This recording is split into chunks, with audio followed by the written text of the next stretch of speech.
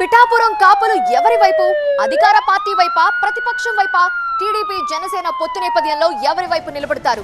కాకినాడ జిల్లా పిఠాపురం నుండి పవన్ పోటీ చేస్తారని ప్రచారం జరుగుతున్న నేపథ్యంలో నియోజకవర్గం టీడీపీకి చెందిన కాపుల ఆత్మీయ సమావేశం ప్రాధాన్యత సంతరించుకుంది. పూర్ణ కుంభంతో వర్మ దంపతులకు స్వాగతం పలికిన టీడీపీ కాపులు అంతా మీ వెంటే ఉన్నామంటున్నారు. టీడీపీ టికెట్ ఇచ్చినా ఇవ్వకపోయినా వర్మను గెలిపించుకుంటామంటూ ఆత్మీయ సమావేశంలో పిలుపునిచ్చారు. గత వారంలో దళిత గర్జన, ఇప్పుడు కాపుల ఆత్మీయ సమావేశాలతో తెలుగుదేశం కాపులలో మద్దతు కూడగడుతున్నారు మాజీ ఎమ్మెల్యే వర్మ. ప్రసంగంలో భావోద్వేగానికి గురయ్యారు వర్మ సతీమణి లక్ష్మి.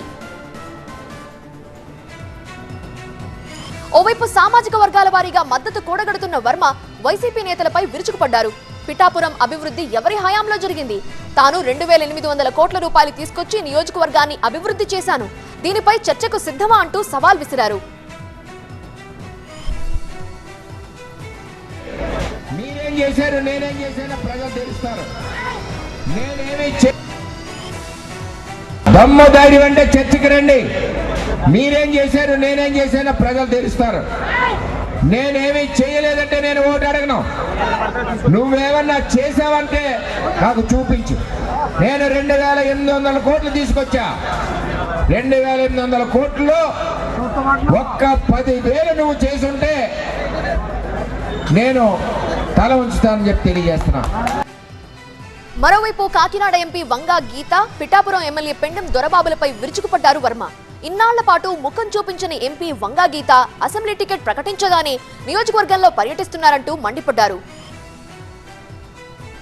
మన కమ్యూనిటీలో అందరూ వ్యవసాయదారులే, అవునా కదా? కౌలుదారులు ఉన్నారు, భూమి ఉన్నవాళ్ళు ఉన్నారు, అరెకరం ఉన్నవాళ్ళు ఉన్నారు, తెల్లారితే వ్యవసాయం చేయకపోతే గడవని వాళ్ళు ఉన్నారు. వాళ్ళ దృష్టిలో పెట్టుకున్న ప్రాజెక్టులు తెచ్చాం, వాళ్ళ దృష్టిలో పెట్టుకునే చూసాం. ఈవేళ 22 గ్రామాలకి నీరు లేదు ఈ నియోజకవర్గంలో. రావణకపేటలో నేను పొలంలో కింద పడుకున్నాను, మీరు చూసారా లేదా? ఈవేళ అక్కయ్య గారు ఎందుకు వచ్చారు? ఎలక్షన్లో వచ్చినాయి కాబట్టి వచ్చారు. ఆవిడ ఆల్రెడీ నేను పారిపోతున్నానని చెప్పారు, నేను పోటీ చేయనని చెప్పారు. ఎలక్షన్ వచ్చినాయి కాబట్టి వచ్చారు. అది కూడా 30 రోజుల ముందు వచ్చారు మన ఆడపడుచు అక్కయ్య గారు. గుర్తుపెట్టుకోవాలి. ఎన్నాళ్ళైందండి అక్కయ్య